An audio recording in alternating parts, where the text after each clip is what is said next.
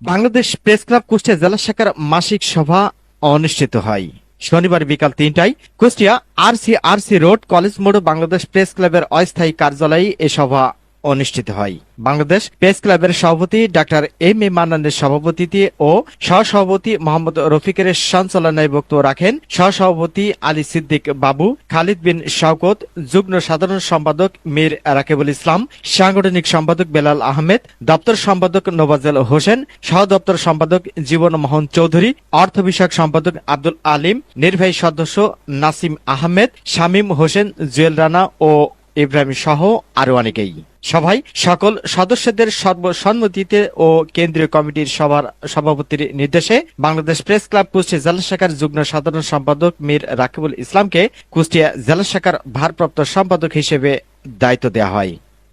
Mohammad Rafiq, RK News 24।